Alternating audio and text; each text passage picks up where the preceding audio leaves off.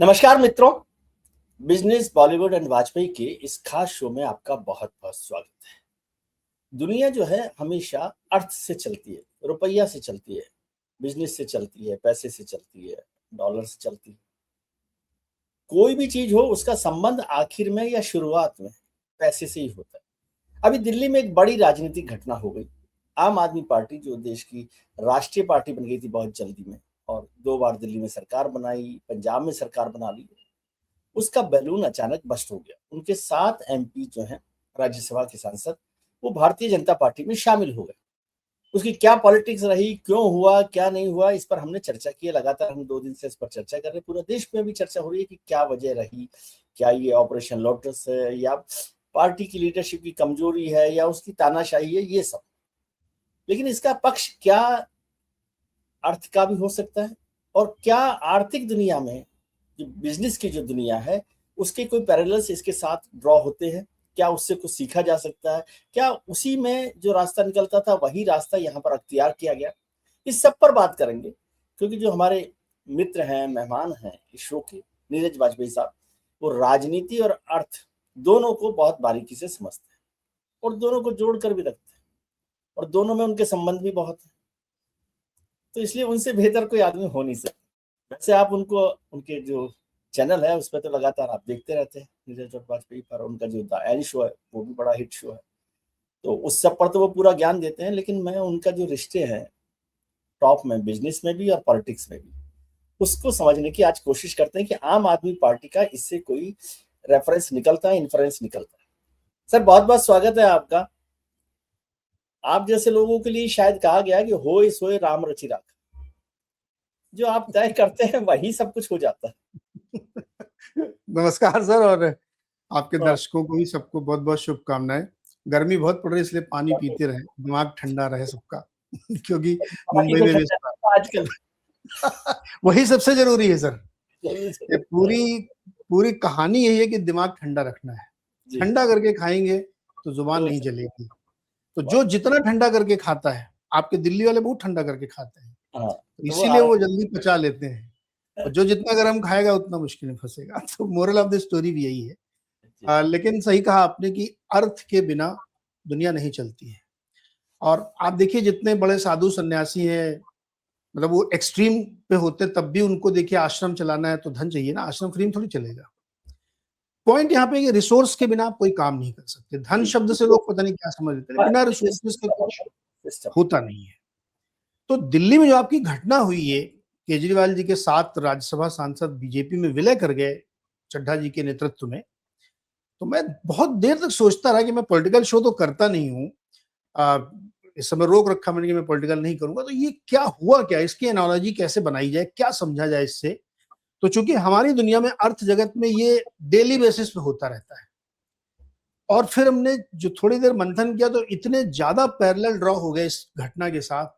पूरी 10-12 साल की जो जर्नी है आम आदमी पार्टी की, 15 साल की, कि मतलब एक एक पॉइंट बाय पॉइंट आप चूल पे चूल मिला लोगे, सब कुछ वही हो रहा था जो बिजनेस की दुनिया में हमेशा होता रहता है। जैसा बिजनेस में होता है वैसा का वैसा यहाँ हो गया। एग्जैक्टली वैसा ही हुआ, एक एक चीज वैसी आपको देखेंगे।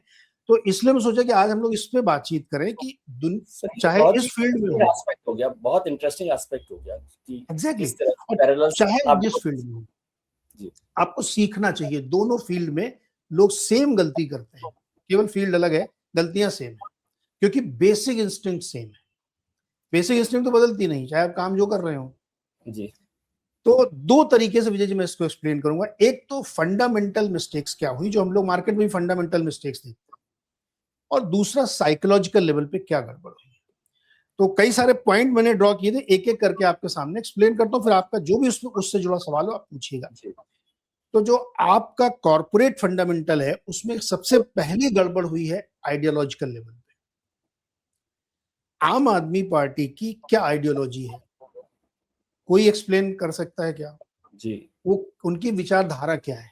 वो ये हाँ, गाना यही गाते थे कि इंसान को इंसान से वाला गाना चाहिए, वो गाना आइडियोलॉजी नहीं है। वो आइडियोलॉजी नहीं है।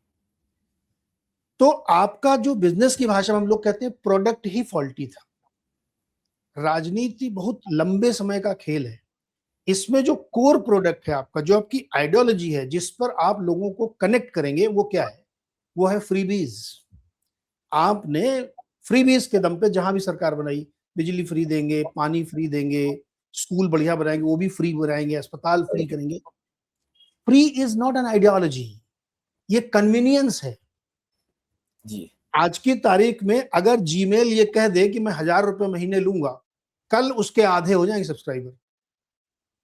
जब तक फ्री है तब तक है। हॉटमेल मर गया था। हाँ। पैसा जहां है, जहां बेटर ऑफर है, पब्लिक वहां चली जाती है। इसका मतलब कनेक्ट नहीं है, कमिटमेंट नहीं है।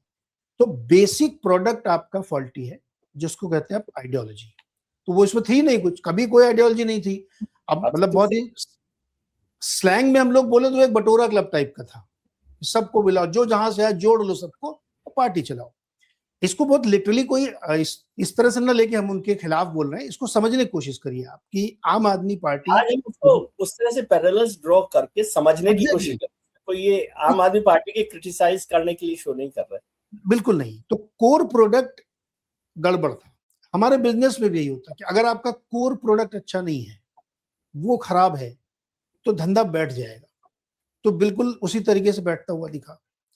दूसरी इनकी प्रॉब्लम आई ओवर एक्सपेंशन की, जो बड़ा मैसिव प्रॉब्लम थी।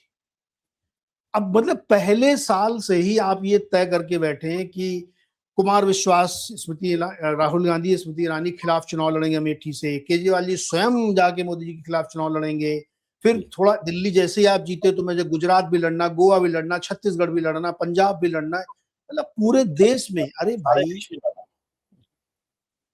भारतीय जनता पार्टी को कितने साल लगे हैं, कांग्रेस कितने साल से पार्टी में है, और इवन आरएसएस 100 साल उसको लगे हैं अपनी बात को लोगों तक कन्वर्ट कराने में कि उनकी मर्जी की सरकार केंद्र में बनी है। आप एक राजनीतिक दल हैं, आप पहले अपना बेस स्ट्रांग करिए। एक राज्य में रहते वहां स्ट्रांग करते, 1-2 साल टर्म की सरकार चलाते, फिर धीरे धीरे एक्सपेंड करते आइडियोलॉजिकल लेवल पे। आप पूरे देश में फैलते लेकिन चुनाव नहीं लड़ते। लेकिन आपने चुनाव लड़ा तो उसका नुकसान क्या हुआ? ओवर एक्सपेंशन की सबसे बड़ी प्रॉब्लम क्या होती है बिजनेस में भी? फंडिंग। पैसा कहाँ है? पैसा कहाँ से आएगा? और वर्कर कहाँ है? लेग वर्क कहाँ है? केवल हवाबाजी पे नैरेटिव से चुनाव थोड़ी लगाते कि मैंने एक प्रोडक्ट बनाया, बहुत अच्छा, हमारे पास मास्क है और हम इसको पूरे देश में बेचेंगे। अरे एक्सपेंशन करने के लिए आपको जमीन चाहिए, पैसा चाहिए, इंफ्रास्ट्रक्चर चाहिए, नहीं था आपके पास। चाहिए, एजेंट कहाँ होंगे, डीलर्स कहाँ होंगे, कौन करेगा, स्टेट में कौन देखेगा, नेशनल लेवल पर कौन देखेगा? ऐसे बिजनेस डेली बेसिस पर डाई होते हैं जो ओवर एक्सपेंशन मोड में जाते हैं। ऐसे मैं आपको 20 उदाहरण देता हूँ। अनरिलेटेड बिजनेस हमारे यहाँ सबसे बुरा माना जाता है कि जो कोर बिजनेस आपका है उससे अनरिलेटेड किया या बहुत तेजी से एक्सपेंड किया, आप खत्म हो जाएंगे। आपके इलाके का उदाहरण ले सकता हूँ, वो चूंकि कंपनी में एकदम डाई डाउन है तो नाम ले सकते हैं जेपी एसोसिएट्स। भारत की तीसरे नंबर की सबसे बड़ी सीमेंट कंपनी थी वो। जेपी एसोसिएट का जलवा था। मनोज गौड़ जी, जयप्रकाश गौड़ जी खुद सिविल इंजीनियर थे, तो उनकी बड़ी एक्सपर्टाइज थी। तो उन्होंने कहा कि अब हम सीमेंट तो बना ही रहे हैं, अब हम कंस्ट्रक्शन भी करेंगे, रियल एस्टेट भी करेंगे, हाइड्रो पावर भी करेंगे और सड़कें भी बनाएंगे, सब करेंगे हम। और उस समय की सरकार से जो भी उनकी सहमति रही हो या जो भी रहा हो, एक समय ये जुमला चलने लगा था कि ग्रेटर नोएडा तो सिर्फ जेपी साहब का है। इतनी जमीनें उन्होंने खरीदी, इतना लोन लिया उन्होंने, इतना एक्सपैंड किया उन्होंने कि बाद में वही उनके गले की फांस बनी और कंपनी तार तार होके बिक गई। आज नाम लेवा नहीं बचा, वरना एक समय तक वो क्या कंपनी हुआ करती थी, हम लोग ट्रैक करते थे डेली बेसिस पे। 1800 रुपए शेयर प्राइस था। तो ओवर एक्सपेंशन, गलत टाइमिंग, रॉन्ग असेसमेंट, साफ परिणाम दिखा। सेम चीज आम आदमी पार्टी के साथ हुई कि आप ओवर एक्सपेंशन का, आपको इतना इंफ्रास्ट्रक्चर नहीं था, पूरे देश में फैला दिया, तो तरह तरह के आरोप लगने लगे। फिर सच गया झूठ क्या, मैं उस पर नहीं जा रहा हूं, मामला मुकदमा भी चल रहा है, वो एक हुआ। तीसरी गलती जिसको हम लोग बोलते हैं बिजनेस में कंसंट्रेशन रिस्क, लीडरशिप का रिस्क हो गया इनके यहाँ। एक आदमी है भाई, उसी के दम पे सब कुछ है। तो जहां भी कंसंट्रेशन रिस्क आप कर देंगे कि आपका ब्रांड, आपका लीडर सिर्फ एक है, उसी के इर्द गिर्द पार्टी चलेगी, उसके बिना सब खत्म, परिणाम आपके सामने आएगा। राजनीतिक दलों में भी आप देख लीजिए, जो सिंगल हैंडेड पार्टी थी वो आज कहां है। आइडियोलॉजी जरूरी है, इंफ्रास्ट्रक्चर जरूरी है, और कंसंट्रेशन रिस्क नहीं होना चाहिए। इस पार्टी में ये भी एक समस्या थी कि कंसंट्रेशन रिस्क था। शुरू के आप याद करिए, योगेंद्र यादव और एक वो कमोडोर साहब थे, फिर तरह तरह के लोग, कुमार विश्वास, आशुतोष जी, सब निकल गए। क्यों निकले भाई? ये वो तो आपके साथ जुड़े थे, आइडियोलॉजी लेवल पे जुड़े थे, लेकिन छोड़ के चले गए क्योंकि कंसंट्रेशन रिस्क था। एक जगह सब कुछ केंद्रित हो रहा था, सब फैसले मैं करूंगा, बाकी कोई कुछ नहीं करेगा। और उसमें स्ट्रेटजी ये थी कि मैं साइन कहीं नहीं करूंगा, लेकिन करूंगा सब मैं। करूंगा सब मैं। साहब दुनिया बड़ी स्मार्ट है, ऐसा ही नहीं आप ही स्मार्ट। फ्लॉप। तो कंसंट्रेशन रिस्क हमेशा बिजनेस को डाई डाउन करता है, इसलिए डेमोक्रेटाइजेशन पार्टियों में एक लेवल पे जरूरी है, क्योंकि आप बहुत कंसंट्रेट कर गए। इससे ब्रांड भी डाइल्यूट होता है। क्या रिस्क क्या होता है इसमें? अब केजरीवाल जी के ऊपर अगर कोई आरोप लगा, पूरी पार्टी को दिक्कत होगी, सबको जवाब देना पड़ेगा उसका। अब हर आदमी उसमें जवाब दे, क्योंकि आपका जो फ्रंट रनर है उस पर ही आरोप लग गया, या उसके ही वो खुद अपना चुनाव हार गए। आप सोचिए कि जिसने शीला दीक्षित को 3 टर्म की सीएम को हरा दिया और 70 में से 67 सीटें जीतने वाला ब्रांड खुद हार गया, इससे बड़ा ब्रांड डाइल्यूशन क्या हो सकता है? बिजनेस में भी यही होता है। कई सारे ब्रांड, नोकिया का नाम सुना आपने? कहाँ है अब वो? खत्म हो गए कि हम ब्रांड है, हमारे सिवा दुनिया में कुछ नहीं, हम चेंज नहीं करेंगे। ऐसे 20 उदाहरण आपको बिजनेस में मिलेंगे जहां पे brand concentration, no innovation, no democracy, no change, finish. फिर आइए आप सिस्टम।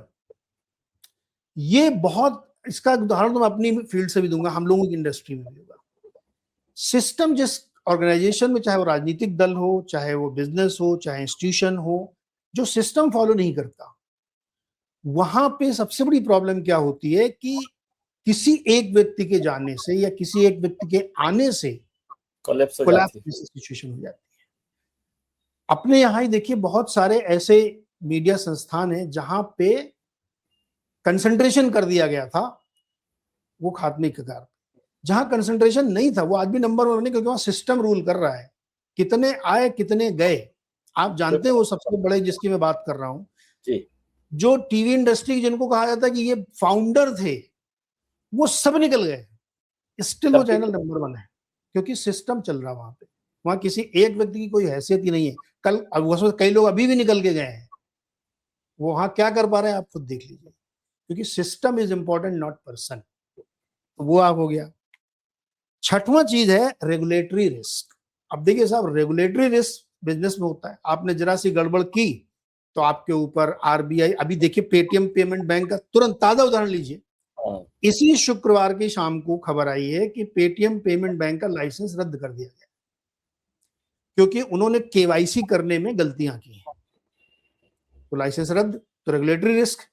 तो अब भारत में रेगुलेशन आप जानते ही, तरह तरह के रेगुलेशन है।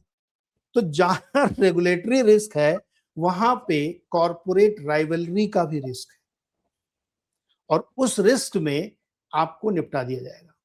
बहुत सारे बिजनेसेस में ये होता है कि जब कोई नया बंदा निकल के आता है, तो उस बिजनेस को न पनपने दिया जाए, इसके लिए साजिशें होती, कॉर्पोरेट साजिश होती है।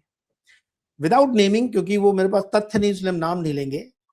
एक छोटी सी कंपनी जो स्टार्टअप थी, उसने इतना बड़ा काम किया, एक बहुत बड़ी फैक्ट्री लगा दी। ये डाइजेस्ट ही नहीं हो रही थी बड़ी बड़ी कंपनियों की, यार ये कैसे हो सकता है कि एक गीगा फैक्ट्री एक स्टार्टअप लगाएगा, और एक नए फील्ड में जो कि फ्यूचर का सबसे बड़ा बदलने वाला, जिसमें भारत बदल जाएगा पूरा इंडस्ट्री का, उस पर एक स्टार्टअप गीगा फैक्ट्री लगाएगा। नहीं साहब, मैं तो नहीं बनने दूंगा। तो उसके खिलाफ तरह तरह की साजिशें हुई, और अंत में उसके ब्रांड को इतना कमजोर कर दिया गया कि मतलब उसको फाइनेंशियली लॉस होने लगा, और अभी भी हो रहा है। तो कॉर्पोरेट राइवलरी तो होगी ना। तो ये जो फंडामेंटल 6 चीजें मैंने आपको गिनाई, ये सब अप्लाई हो रही आम आदमी पार्टी पे। साइकोलॉजिकल लेवल पे लास्ट बताते हैं, इसके बाद फिर आप सवाल पूछिए। जो साइकोलॉजिकल प्रॉब्लम ये है कि जब भी कोई सिस्टम या कोई ऑर्गेनाइजेशन या कोई कंपनी या कोई फैक्ट्री बिना सिस्टम के चलती है और सब अपने अपने हिसाब से चल रहे हैं, तो वहां पे फिर जो बेसिक इंस्टिंक्ट है वो हावी हो जाती है। तो जो बेसिक इंस्टिंक्ट क्या है? काम, क्रोध, लोभ, मोह। यही 4 चीजें जो दुनिया ड्राइव हो रही है, हर व्यक्ति ड्राइव हो रहा है। तो भैया फिर अपना अपना फायदा हर आदमी देखेगा ना। आपके लिए कोई क्यों रुके? हम आपको महान बनाने के लिए 18 घंटे मेहनत क्यों करें? हम खुद ही बन जाएंगे ना महान, अपनी चीजों को प्रोटेक्ट कर लेंगे। तो वो भी हो रहा है सामने। तो अब बताइए, बिजनेस का सेम पैरेलल यहाँ पे ड्रॉ हो गया। ये तो बहुत अच्छे से आपने इसको किया है, और कैसे कोलैप्स हुआ उसके एक जो टेक्निकल रीजंस भी कह सकते हैं या फंडामेंटल रीजंस मैं समझता हूँ, वो इसमें दिखाई देते हैं। लेकिन कुछ सवाल मेरे हैं सर। जी। जैसे एक तो ये कि ओवर कॉन्फिडेंस का आपने जिक्र किया। ओवर कॉन्फिडेंस क्या होता है कि जब आपका प्रोडक्ट एकदम मार्केट में छा जाए, जो आम आदमी पार्टी के साथ हुआ कि आते ही वो छा गए और 67 सीटों पर भी आ गए, तो फिर तो ये लगता है ना कि अरे अब हमसे बड़ा कौन है, और फिर अब इसका मैक्सिमम जो ऑप्टिमम यूज है वो कर लिया जाए।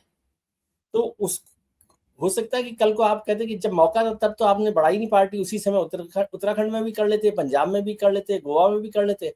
अब जब आप डाउनफॉल पर आ गए तो हो गया। जैसे फिल्में भी होती हैं, फिल्में हिट हो गई तो वो ओटीटी पर भी है, सोशल मीडिया पर भी है, उसके गाने भी बेच दिए, कहानी भी बेच दी, ये कर दिया वो कर दिया। तो क्या ओवर कॉन्फिडेंस बहुत बड़ा नेगेटिव फैक्टर आप समझते हैं? जी, बिल्कुल सही क्वेश्चन है आपका कि जब 70 में 67 सीटें हमने जीत ली, पंजाब में इतनी बड़ी जीत हासिल कर ली और 15 में से दोनों दिग्गज पार्टियों को हरा दिया, गोवा में भी कुछ परसेंटेज वोट हासिल कर लिए, गुजरात में भी है। तो ये स्वाभाविक है कि आपके अंदर ओवर कॉन्फिडेंस आएगा और आप हवा में उड़ने लगोगे, जमीन छोड़ दोगे आप। एग्जैक्टली ऐसा ही बिजनेस में भी होता है कि आपका कोई प्रोडक्ट बहुत अच्छा चल गया तो आप दिन दूना रात चौगुना उसका प्रोडक्शन करके बनाते हो, वहां पे क्वालिटी कंप्रोमाइज होने लगती है। यहां पे भी वही हुआ कि क्वालिटी कंप्रोमाइज होने लगी, बिकॉज ऑफ इंफ्रास्ट्रक्चर नहीं था, तो जी, आपको वो लगा कि हम सब कुछ कर उससे लें। वो वीक हो गई, उससे वीकन हो गई। रादर स्ट्रेटजी ये होती है कि अगर आपका प्रोडक्ट बहुत सक्सेसफुल हो गया तो आप उसको कंसोलिडेट करते हैं, पहले जमाते हैं उसको। आप दिल्ली में पहले जम जाते हैं ना ढंग से। दिल्ली में इतना बड़ा परिवर्तन कैसे हो सकता है? ये वही तब होता है जब आप, मतलब मैं वो शब्द नहीं यूज करना चाहता कि आप कैसे जीत गए। आप खुद सोचिए, फिर आपको 67 सीटें हवाबाजी मिली थी क्या? हाँ, खुद को समझना चाहिए। खुद आप सोचिए कि जो 67 सीटों से आपको जीत दे रहा है वो आपको चुनाव हरा रहा है। इसका मतलब आपके प्रोडक्ट में गलती थी और उसने आपको ओवर कॉन्फिडेंट बनाया। तो कंसोलिडेशन करने की बजाय आपने एक्सपेंशन पे फोकस किया। आप जो अदर पार्टीज हैं या जो अदर बिजनेसेस देखिए, जमे हैं वो। बिरला ग्रुप देखिए, टाटा ग्रुप देखिए, 100 150 साल लगाए इन्होंने। हर तीसरे दिन एक नई फैक्ट्री नहीं खोल रहे हैं ये। एक्सपैंड करने से पहले जमाओ, पैसे कमाओ, विश्वास बना लो कि लोग आपकी स्थिति को समझने लगे, देन एक्सपेंड करो। भाई अखिलेश यादव को कौन रोक रहा है कि वो उत्तराखंड में अपनी सरकार के लिए चुनाव लड़े? किसी ने रोका उनको क्या? ममता बनर्जी को कौन रोक रहा है कि वो बिहार में चुनाव लड़े? क्योंकि आधे से ज्यादा बिहारी बंगाल में रहते हैं। लेकिन उन्होंने इस बात को, मतलब सच्चाई को स्वीकार किया कि नहीं साहब, अभी इस एक्सपेंशन करेंगे तो हम फंसेंगे। जी। तो ये जो ओवर कॉन्फिडेंस की वजह से इन्होंने किया, ये बिल्कुल आत्ममंथन की जरूरत है कि क्या आपने वाकई जरूरत से ज्यादा कॉन्फिडेंस में आप आके गड़बड़ किया, आपने गलती कर दी। अब एक और सवाल बहुत महत्वपूर्ण है, खासतौर से प्रोडक्ट को लेकर भी और पॉलिटिकल पार्टीज को लेकर। आपने कहा ब्रांडिंग। हिंदुस्तान में ये आपने जो बात कही वो बिल्कुल ठीक है, लेकिन हिंदुस्तान एक हीरो वर्शिपिंग का, हीरोइन जो वर्शिप है उसका देश है ना। और खासतौर से पॉलिटिकल पार्टीज को देखें तो आजादी के बाद से यदि हम शुरू करें तो सारी पॉलिटिकल पार्टीज केवल ब्रांडिंग से चली।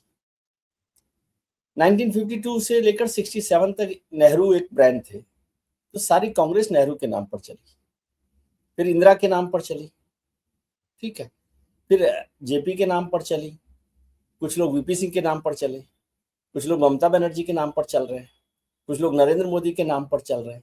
बल्कि हालत यह है कि जिनके पास जो ब्रांड नहीं है या ब्रांडिंग वाला नेम नहीं है, एक बड़ा नाम, वो कोई उठ नहीं पा रहा। ये भी आपकी बात ठीक हो सकती है कि वो लोग जब वो उन पर हमला होता है या वो हारते हैं तो वो पार्टियां भी हार जाती हैं या प्रोडक्ट भी हार जाता है। तो इसको कैसे आप जस्टिफाई करेंगे? क्योंकि यहाँ तो बिना, अक्सर हम मुकाबला भी करते हैं तो कहते हैं अरे नरेंद्र मोदी जी वहां, इसके मुकाबले में तो यहाँ पर कोई है ही नहीं। दिल्ली में था कि अरविंद केजरीवाल के मुकाबले में कौन, आज पश्चिम बंगाल में चुनाव में हो रहा है कि तृणमूल कांग्रेस में ममता बनर्जी के मुकाबले में कौन। तो ये जो कौन है वो ब्रांड है ना। बिल्कुल। तो कैसे आप इसको जस्टिफाई करते हैं? आप बिल्कुल छोड़ सही। दें हम बहुत ब्रांड को, मान लीजिए नरेंद्र मोदी को ले लें, नरेंद्र मोदी आज देश की पॉलिटिकल पार्टी का सबसे बड़ा ब्रांड है। हम्म, भारतीय जनता पार्टी तो पुरानी पार्टी में, उसको 75 साल 70 साल पुरानी पार्टी मानता हूँ जनसंघ से आज तक। हम्म। क्या वो बिना नरेंद्र मोदी के आज बड़े लेवल पर पुल कर सकती है, ऐसा आप सोचते हैं? क्या अरविंद केजरीवाल के बिना आम आदमी पार्टी आज पुल कर सकती है? इसी को ले लेते हैं। बहुत ही बढ़िया क्वेश्चन, मुझे लगता है ये कोर क्वेश्चन है पूरी डिस्कशन का। भारतीय राजनीति में ब्रांड इंपॉर्टेंट है, इस पे कोई डिबेट हो ही नहीं सकती। भारत मूर्ति पूजकों का देश है, इसमें कोई डिबेट नहीं हो सकती। यहाँ हीरो को मरता हुआ या कमजोर होता हुआ कोई देख नहीं सकता, इसमें कोई शक नहीं। वो फिल्में फ्लॉप हो जाती है जहाँ हीरो मरता है। शोले में हम लोगों ने ये डिस्कस किया था कि अमिताभ बच्चन को मरता हुआ देखा तो लोग गए ये क्या हीरो मर गया, कौन देखेगा फिल्म। जी।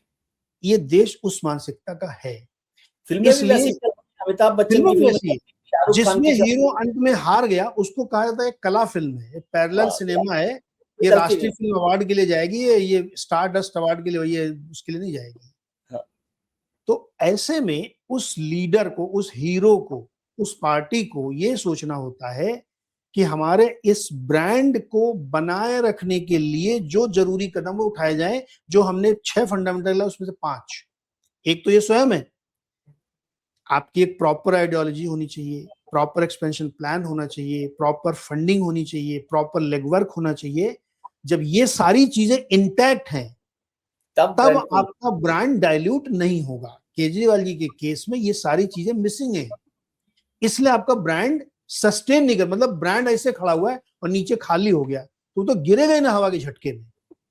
जिनका नाम आपने लिया, मोदी जी का, नेहरू जी का, इंदिरा जी का, इनके पीछे की लिगेसी देखिए ना। मोदी जी उससे पहले सीएम रह चुके थे और उनके पीछे भारत की क्या, दुनिया की सबसे बड़ी पार्टी अब हो गई है वो पार्टी आरएसएस, आरएसएस के 26 अनुषंगी संगठन और इन जनरल बहुत सारी पब्लिक उनके सपोर्ट में खड़ी है। और आज से नहीं खड़ी है, 2500 300 400 साल से। तो 2 सीट से बीजेपी जब 303 पे पहुंची है तो एक दिन में नहीं पहुंची। ठीक है, उनको ये सच्चाई मालूम है कि धीरे धीरे धीरे धीरे करना है, और ब्रांड जरूरी है। अगर मोदी जी चुनाव जिताना बंद कर दें या उनके नाम पर वोट न मिले तो ये ब्रांड धीरे धीरे खत्म हो जाएगा, नया ब्रांड ले आएगा। क्योंकि यहाँ पे जो हमारा चौथा फंडामेंटल था, सिस्टम प्रिवेल्स नॉट इंडिविजुअल। ये कड़वी सच्चाई है कि आम जहां आदमी सिस्टम प्रिवेल करे वहां पे ब्रांड निकलेगा। जी। ठीक है। एक और महत्वपूर्ण सवाल जो मैं समझने के हिसाब से कर रहा हूँ, आपने कहा एक्सपेंशन, कि आपने कंपनी शुरू की और आप एक्सपेंशन पर आ गए, और वो आम आदमी पार्टी ने किया कि उत्तराखंड भी चले गए, गुजरात भी चले गए और जगह भी चले गए और फ्लॉप हो गए। अब मैं बिजनेस के प्रोडक्ट्स पर बात करता हूँ कि आज मैं जितनी बड़ी कंपनियां देखता हूँ जिनको आप जानते ज्यादा, उनका एक प्रोडक्ट चलता है जो ब्रांड है। उषा फैंस चलते हैं, ओरिएंट फैंस चलते हैं, किसी का क्या बोलते हैं फ्रिज चलता है, सैमसंग का, सोनी का टीवी चलता है। ये सब हो रहा है, एक ब्रांड एक प्रोडक्ट चल रहा होता है उनका, और जैसे ही वो प्रोडक्ट चला उनकी पूरी होम सीरीज एक साथ आ जाती है। और उसमें तो हद ये है, यहाँ तो फिर भी पार्टी कार्यकर्ता होता है, वो तो प्रोडक्ट भी कहीं से लाके अपनी स्टैंप लगाते हैं। मोटे तौर पर ऐसा होता है शायद, तो आप जानते है ना। तो इस एक्सपेंशन से हम कैसे देखें? बिल्कुल सही क्वेश्चन है ये भी। जब भी कोई कंपनी एक ब्रांड बनाती है या एक प्रोडक्ट उसका बन गया और प्रोडक्ट बहुत सक्सेसफुल हो गया तो वो चाहती है कि पूरे देश में हम उसको एक्सपेंड करें और हो सके तो एक्सपोर्ट भी कर लें। इसका प्रोसेस सिंपल है कि अगर आप दिल्ली की कंपनी है और आपका प्रोडक्ट दिल्ली में सुपर हिट है तो आप हरियाणा में, उत्तर प्रदेश में, बिहार में, मध्य प्रदेश में, महाराष्ट्र में, उड़ीसा में और चेन्नई में या तमिलनाडु में बेचने जाएंगे। उस मार्केट की स्टडी की जाती है, ये स्टैंडर्ड प्रोसीजर बता रहा हूँ, ये एसओपी है कि आप वहां जाके उस मार्केट की स्टडी करते हैं कि हमारा प्रोडक्ट ये है और इस मार्केट का प्रोडक्ट ये है। तो प्रोडक्ट एंड मार्केट की डिमांड के बीच में मैच है अगर, तो आप कर सकते हैं। लेकिन अगर प्रोडक्ट और उसके बीच में मिसमैच है तो आप नहीं कर पाएंगे। क्यों नहीं कर पाएंगे? क्योंकि जहां आप, फिर आपका बात है कि आपको प्रोडक्ट क्या है, फ्रीबीज। क्या आप तमिलनाडु से ज्यादा फ्रीबीज दे पाएंगे? तेलंगाना राष्ट्र समिति ने कितने जबरदस्त फ्रीबीज, उसका तो जो किसानों वाला रायतू योजना, तो उसको तो मतलब कॉपी कर रहे थे लोग। तो आप वहां क्या दे पाएंगे?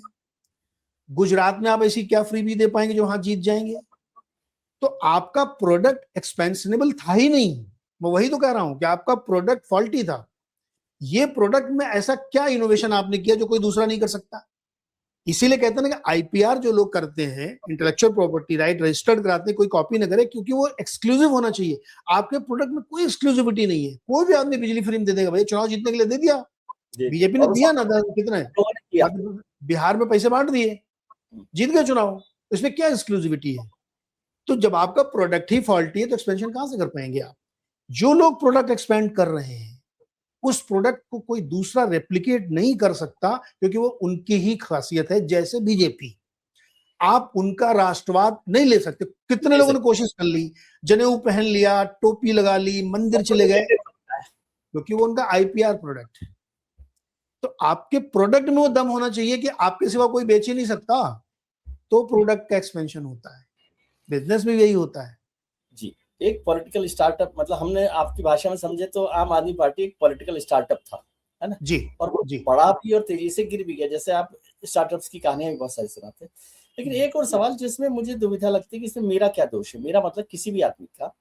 आपने कहा कि जो स्टार्टअप शुरू होता है तो जो बड़े लोग बैठे हुए हैं, हाथी जो बैठे हुए बिजनेस में या पॉलिटिकल पार्टी में, वो राइवलरीज में आपको कहीं खड़ा नहीं होने देते। जो सब बिजनेसेस का आपने जिक्र किया बहुत सारी चीजों का कि वो लोग उसको खड़ा नहीं होने देते। तो अब इसका तो क्या किया जा सकता है? इसका मतलब तो या तो आप क्या स्टार्टअप शुरू ही नहीं करेंगे, भैया यहाँ पर तो सब लोग मार्केट में है। दुनिया में ऐसा तो कोई स्टार्टअप ऐसा हुआ नहीं कि जिसका कोई, क्योंकि स्टार्टअप भी तो आदमी की जरूरत के लिए है ना, और वो जरूरत है तो सनातन है। यस। तो वो स्टार्टअप क्या मैं इसलिए ना शुरू करूं, नीरज जी की बात मान के कि नहीं, दो बड़े लोग, नीरज जी जैसे लोग हमें खड़ा ही नहीं होने देंगे, इसमें क्या कुछ है? बल्कि इसके दो दो तरह से मैं जवाब देता हूं, बिल्कुल क्लियर करता हूं आपको। पहले इकोनॉमिक सेंस में जवाब देता हूं। जो भी व्यक्ति ये सोच रहा है कि टैक्स बहुत ज्यादा है, कम होने चाहिए, महंगाई लगातार बढ़ रही, इसको कम करो, हमारी सैलरी कम बढ़ रही है या हम बहुत कम नौकरी कर पा रहे हैं, इसको बढ़ाओ, ठीक करो, वो व्यक्ति कभी भी संपन्न नहीं बन सकता।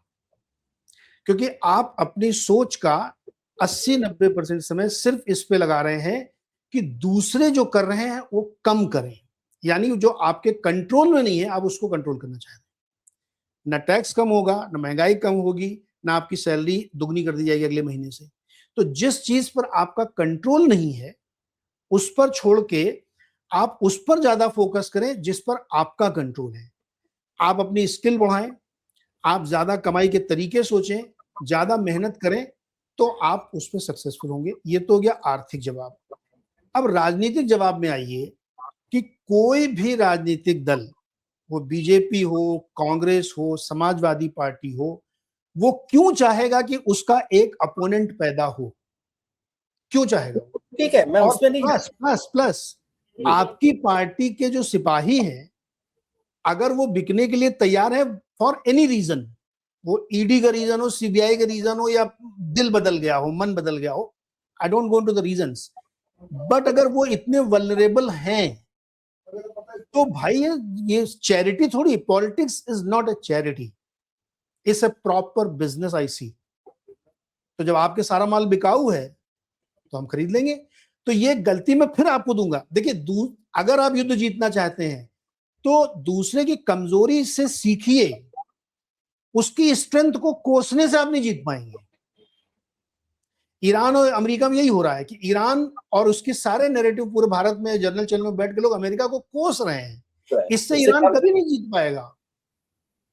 इसलिए आप वो व्यक्ति से को कैसे हराएं इसको सोचें। आप अपना प्रोडक्ट ठीक करें, अपने को ग्राउंड पे मजबूत करें और लोगों को जोड़ें और एक बेसिक इंटेग्रिटी बनाए रखें, तो आप लड़ पाएंगे। लेकिन सामने भाई, मैंने आपको उदाहरण दिया सबसे बड़े बिजनेस वाले का, उस बेचारे की, मैं तो उसका फैन हूं कि उसने पूरी ऑल विमेन एम्प्लॉइज पूरी स्ट्रेंथ बना ली और उसको लोग निपटाने में लगे हुए हैं, तो वो बेचारा क्या करे, लेकिन लगा हुआ है, वो कर रहा है। लेकिन जी यहाँ पर कोई मतलब आपका बिजनेस वाली बात ठीक है, आपका पॉलिटिकल जी। वो भी बहुत ज्यादा बड़ा है। इसमें कोई मैसेज दे रहे हैं क्या आप आम आदमी पार्टी के खत्म होने में? जो बड़े बिग राइवल्स हैं वो खत्म करने पे लगे हुए सब मिलके। ऑफ कोर्स इसमें देखिए, चाहे बीजेपी चाहे कांग्रेस, वो क्यों चाहेगा कि आम आदमी पार्टी जैसी एक पार्टी आ, पन पे या बड़ी हो? क्या समाजवादी पार्टी चाहेगी कि यूपी में कांग्रेस मजबूत हो? कभी नहीं चाहेगी ना। क्या कांग्रेस चाहेगी कि कर्नाटक में अदर देन बीजेपी कोई जेडीएस तैयार हो? कोई नहीं चाहेगा। ये सब दिल्ली में बैठ के लोग बोलेंगे आम आदमी पार्टी को आपने ऐसा कर दिया। यूपी में आप क्या कर रहे हैं? महाराष्ट्र में 6 पार्टी से अब 2 ही रह गई हैं। पता नहीं अब कितनी बची, लेकिन मोटे तौर पर 2 ही बची। तो बाइपोलर इलेक्शन अब पूरे हर राज्य में लगभग लगभग हो रहे हैं। जो तीसरा फ्रिंज प्लेयर आता है वो एक आध टर्म रहता है, उसके बाद खत्म हो जाता है, क्योंकि इसके पीछे फिर रीजनल पार्टियों के जो उदय के कारण है उस पर आपको जाना पड़ेगा। तो आप पार्टी ने नेशनल एस्पिरेशंस रखे, जो कि बहुत अच्छा है, किसी को भी रखना चाहिए, लोकतंत्र में सही है, लेकिन उसके लिए फिर आपको वैसी तैयारी करनी पड़ेगी। और रेजिलियंस गो स्लो। तो बहुत अच्छे से आपने इस बात को समझाया, दिमाग को खोल दिया। लेकिन इसमें मैं थोड़ा सा क्लियर कर दूं, ये आपको किसी ने गलत बताया कि आपका चैनल बहुत अच्छा चल रहा है, इसको मैं कोस रहा हूँ, ऐसा नहीं। ये जो आप पॉइंट कर मैं उससे सीखने की कोशिश करता हूँ, और आपको पता ही है 50% मैं सीख चुका हूँ। बस बाकी वो तो मैं 50% तो आप हर काम में हो चुके हैं। कॉलेज लाइफ से अभी तक 50% से आगे बढ़ नहीं रही गाड़ी। सर यही सबसे बड़ी दुविधा है कि कहानी 50 अटक गई। नीरज वाजपेयी जी का, लेकिन वो 50% के आगे समझ, और कोस नहीं रहा मैं। आपने भले ही व्यक्तिगत तौर पे किसी बहाने से ये टिप्पणी कर दी। देखिए, नहीं, बड़ी मजेदार बात आपने कही। कोस से बैल नहीं मरते, ये मैंने बचपन में सुना था। मैं इसको आपको एक और उदाहरण से देता हूँ कि जो जल्दी जल्दी लोग ना, मतलब हमको लगता है कि राजनीति में भी बिजनेस में भी एक ऐसी समस्या आ गई कि सबको ओवरनाइट सक्सेस चाहिए, कोई वेट नहीं करना चाहता। वॉरेन बुफे का नाम आपने सुना होगा जी। दुनिया के उनको गॉड ऑफ द मार्केट बोलते हैं। इतने बड़े वो इन्वेस्टर, और 70 साल से वो, उनकी उम्र ही 90-95 साल पहुंच गई, और वो लगातार सबसे बढ़िया पैसा बनाया, उन्होंने इन्वेस्टमेंट किया है, सबसे बड़ा। ठीक है, लेकिन उनका CAGR 15-16% था, यानी सालाना 15% ज्यादा ग्रोथ उन्होंने कभी नहीं की, और बहुत पैसे बनाए, दुनिया में सबसे ज्यादा। हमारे भारत में भी राकेश झुनझुनवाला जी, उनसे ज्यादा CAGR से उन्होंने पैसा कमाया, और बहुत दुखद था, बहुत अफसोस हम लोगों को कि असमय उनकी मृत्यु हो गई, क्योंकि उन्होंने हेल्थ पे ध्यान नहीं दिया। इन दोनों का लेसन क्या है? Longevity is important, slow is important, patience is important, और अपने हेल्थ को ध्यान रखना इंपॉर्टेंट। तो इस केस का उदाहरण मैं वहां ये देख रहा हूं कि अपनी पार्टी की हेल्थ का ध्यान रखो भाई, go slow and resilience, longevity is more important. अगर आप पॉलिटिक्स में सर्वाइव कर रहे हैं तो कभी ना कभी सांसद बन ही जाएंगे। हाँ, वो हो ही जाता है, कुछ ना कुछ किसी तरह से कहीं ना कहीं हो ही जाता है। हो ही जाता है, तो बनता तो कहीं ना कहीं चेयरमैन बन जाता है कॉर्पोरेशन का। कुछ ना कुछ हो जाएगा उसका, लेकिन लगे रहो, बस धीरे धीरे करते रहो, ये है इसका। आपने ये जवाब दे दिया। हालांकि मैं सोच रहा था कि आपने कहा कि मुश्किल ये है कि बहुत सारे लोग ओवरनाइट ये करना चाहते हैं, लेकिन जिससे नुकसान होता है। लेकिन बहुत सारे लोग हैं ऐसे जो है ना, इस बात का इंतजार करते हैं कि इस रात की सुबह कब होगी। उनका क्या है? भाई देखिए, पेशेंस रखिए, सुबह होगी। मैं तो इस विश्वास का आदमी हूँ कि उस रात की सुबह होगी। धैर्य रखिए और लगे रहिए, होगी, सुबह होगी। चलिए sir, thank you very much. मेरे हिसाब से इतना इंटरेस्टिंग एनालॉजी और इतना इंटरेस्टिंग उसका डिस्क्रिप्शन जो है आम आदमी पार्टी को लेकर, पॉलिटिक्स और बिजनेस को लेकर, और जो पैरेलल्स आपने ड्रॉ किए हैं बहुत शानदार है, बहुत मजा आता है। और आप मन में से ये निकाल दीजिए, मैं नहीं कोसता इस चैनल को। सही है कि आपका चैनल लगातार बढ़ रहा है और आप छाए हुए हैं, आपकी ब्रांड वैल्यू भी ज्यादा है ना। आपके पास सारे ये जितने प्रिंसिपल्स बताए वो आप खुद के हिसाब से बता रहे हैं, जिन पर आप चलते रहते हैं। तो सर मैं तो सोचता ही नहीं चैनल के बारे में। मैं तो जीवन में आनंद लेने जाता हूँ। आपके शो में मैं जितना हंसता हूँ, इतना मजा आता है मुझे। चैनल हमें तो भी मजा आ रहा है। अभी लास्ट वीक मैंने एक शो किया, तो अमेरिका से मेरे एक दोस्त आए थे, उनके साथ मैंने एक पॉडकास्ट किया। उस पॉडकास्ट में एक ही लाइन मुझे अच्छी लगी, बाकी लोगों को बहुत अच्छा लगा होगा, मुझे एक लाइन लगी कि आप काम करते रहिए, wealth is by product. Wealth is by product. ठीक, काम करते रहो, बस बिंदास काम करो, अपने आप पैसा वैसा बनता रहेगा, ज्यादा उसकी चिंता मत करो। चिंता मत करिए। जैसे आप मतलब ये भरोसा भी दिलाते हैं ना, वो भी अच्छा ही लगता है।